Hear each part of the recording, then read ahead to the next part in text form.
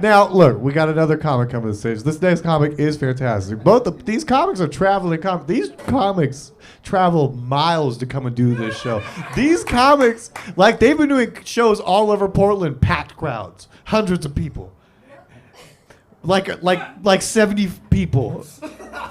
Like packed to 70. Like 70, about 70, okay? They've been doing crowds of 70 all over Portland.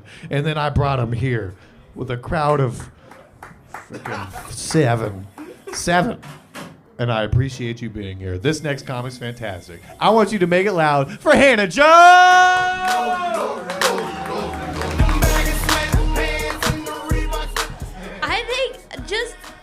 I don't know, it's like if you throw a party and you're like, thank you so much, 6 people for coming here.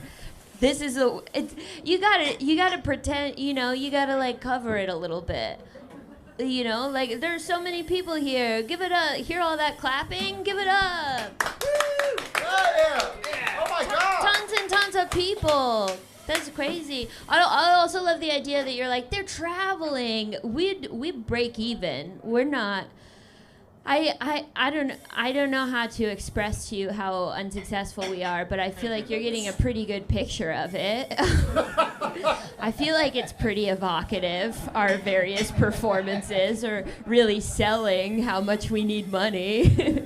This is a city full of sex freaks, right? Yeah. You guys have noticed that? Everyone here is a fucking sex freak. Which, first of all the guys have mustaches now. When did that happen? It's cool. It's like, what if lips were needles, Every guy... What? I guess I'm not a guy then. So true, dude. You can have your gender journey on your own timeline. You think I don't have some weird gender stuff to figure out? This is Portland. This is why we're here. We do shows Friday, Saturday, Sunday. We get the weird gender stuff out of the way. Every guy has a mustache. Every guy is going a little crazy. They're all online arguing over who would win in a fight, 100 men or a gorilla. Have you seen that? Yeah. Who thinks 100 men? Nobody, except for one guy in the different room. He's clapping at a video game. Everybody here thinks the gorilla would win. And I think that makes sense. Because it's a weirdly political issue. It's like a lot of like straight conservative dudes online who are like, definitely 100 men would win. Me and my buddies could take him. And it's like, I don't want to be all like scoreboard, but aren't you guys currently losing against loneliness, And like college admissions? You think affirmative action hits harder than a gorilla? That's crazy. What is this selective strength that men online have where they're like, oh, I could definitely fight a gorilla, but immigrants are scary? Yeah, it's a city full of sex freaks. Is everybody's poly? You guys have seen that. Is this a poly? A polycule is what they call it. Everybody's poly now. Actually, I think besides you guys, everyone showed up alone. So maybe not everyone is poly. But outside, broader Portland, we got a lot of E&M. You guys have heard all their lingo is pretty, flush throughout the city. I dated a poly guy for a while, and I like it. He's got a whole ass girlfriend at home. That's fun. That's like he came with a letter of recommendation, He asked me, he was like, do you have any partners at home? And I was like, oh, no. I don't know if I'm like with the lifestyle or whatever. I just wanted to have fun, meet new people, have new experiences. He's like, oh, so you're solo poly. Fun little name. My mom just calls it being a whore, so solo poly, that's fun. Best part about a poly guy, he doesn't fight you on the condom issue, right? Because he had to discuss his boundaries with his girlfriend at home. He shows up at your place. He doesn't say a word. He just starts putting it on. Doesn't say a word, starts putting it on. That's hot, Take it off. Okay. No, I was dating this poly guy, and he tells me out of nowhere his body count, which is like, I would never ask that of someone. I would never ask that question because I'm 30 and I don't care, right? But if you tell me it out of nowhere, I am kind of expecting you to have like a cute number in mind, like something tasteful. Like, what would you be hoping for if a partner told you their body count? 15. You caved so fast. Holy shit. 69. And that is so. Do you date men? Yeah, that is, and same here. That is kind of the experience where you're like, I want someone with a job. Okay, part-time is fine. Okay, well, at least you have clean teeth sometimes. You just immediately lower it 3 times. I gotta be honest, 15 is a level of optimism that I could not personally. I'm not working with those numbers. The type of guy who is attracted to me, I'm like, let's get double digits, you know? I'm just hoping for less than 100 most of the time. This guy tells me his body count out of the blue. I'm gonna blow your fucking mind. It was 68. Whoa, that's a lot. That is a lot. I know I'm not being judgy here, to be clear. I don't think it's weird to have sex with 68 people. I think it's a little weird to keep counting. What the fuck? One by one, that's crazy. 67, 68. Because all I can think of is that, like you have a Notes app entry in your phone that is just a list of 68 women's names. I'm a girl's girl. If I look over your shoulder and see a list of 68 women's names, you better have killed those bitches. I swear to God. I wouldn't even think that was a body count. If I saw that in someone's phone, I'd be like, oh my God, he has baby name ideas. That's so cute. He wants to name our baby Courtney 3 times. That's really sweet. 2 with the C, 1 with the K. That's classy. I'd like to tell a story about comedy, but it requires that I tell a dark joke. Are you guys okay with a dark joke? Okay, word. I think the best way to get out of a date is to say that you're feeling a little suicidal. Because that way, when he texts to reschedule, you don't have to respond. Hell yeah, that was a pretty dark joke, okay?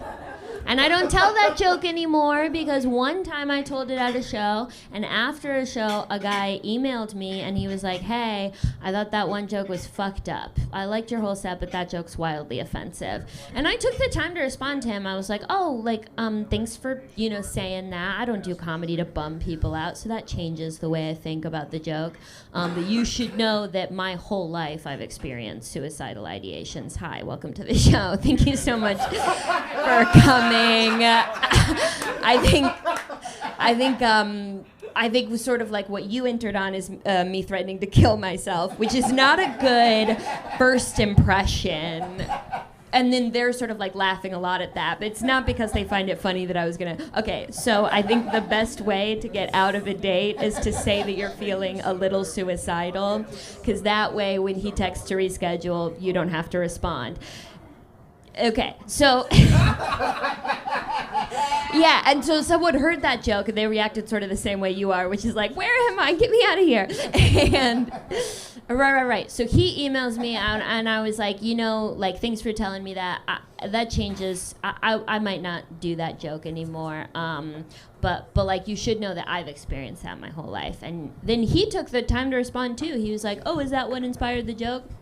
And I did not respond. So you could say it works every time. That's a fun one. Take it home, use it on your boss. This one requires a little audience participation. I went through a breakup recently. Boo, sad, but we're still fucking. Woo! But he's using me for my body. Boo. But that makes me feel good about my body. Yeah. It's crazy. Fucking your ex is the best sex you're ever going to be capable of having, okay? Because it's someone who knows your body already, but you don't give a fuck about them, right? I asked this man to put a finger in my ass when I had eaten broccoli that day. That's crazy. That is a level of disregard for a fellow human that I have never had before. I give money to the homeless, but I told a human being to put a finger into a current pot of broccoli soup, essentially. It was destined to happen because when he walked into my apartment that day, he was like, "Did you cook broccoli today?" Because you know the smell kind of like lingers, and I was just farting. No, I didn't. At that point, it's like Chekhov's broccoli, right? Like he has to confront it again before he leaves somehow. I think dating has gotten weirder lately because we don't set up our friends anymore, and that's like one of the main ways that people used to meet in like the 90s or whatever, but we can't set people up now because everyone's sensitive now, and if I'm going to set you up with a friend, that means I have to look you in your eyes and say, hey, I think I know someone who is about as hot as you. And his name's Doug and he's bald. I'm sorry. I don't mean it. You're going to see him and you're going to be like, really? And that's not my fault. He's pretty bad at parties too, but unfortunately, out of the pool that I have, this is your appropriate match. Yep, let's see. I have a friend who gives me bad dating advice. She likes to be like, it'll happen when you least expect it. Which is also what my mom says about sex trafficking. And her new thing, I don't know if you've heard this, she's like, Hannah, your problem is you don't have feminine energy. You need to be in your feminine. That's the new thing online. You have to be in your feminine. Feminine energy is about receiving, because of the holes. And I asked her, like, what does that mean in practical terms? She was like, oh, it means you don't pay for anything and you don't plan anything. You don't pay for anything, you don't plan anything. I was like, oh, no, you're thinking of a baby. What the fuck? That's baby energy, actually. And then I went on a date with baby energy. That is what men want, it turns out. He fell in love that night because every man just wants someone to be like, yay! Okay. Hated that one. Would you go you like the pedophile one from before, but not okay. I went on a date with a dude who had one of those puzzle piece tattoos for autism, which was great because I knew he was vaccinated. Okay. Here's the thing about the vaccines. If they cause autism, I want them, okay? Do you think I want to be the only member of the New World Order who has no fucking autism? No, thank you. Have you ever been the only person at a party who's not autistic? I have. I'm a fucking comedian. It's every party. You walk into a room, it's 6 people playing Settlers of Catan. Why are there only 6 people at this party? Because that's how many can play Settlers of Catan at one time. Being the only non-autistic person at a party is a lot like being the first girl in elementary school to get tits, you know? Because you're like, this was supposed to be a good thing. Now no one's making eye contact. Yeah, I'll go ahead and leave on that one. That's fine. Thank you guys so much. Give it up for your host, Lucas.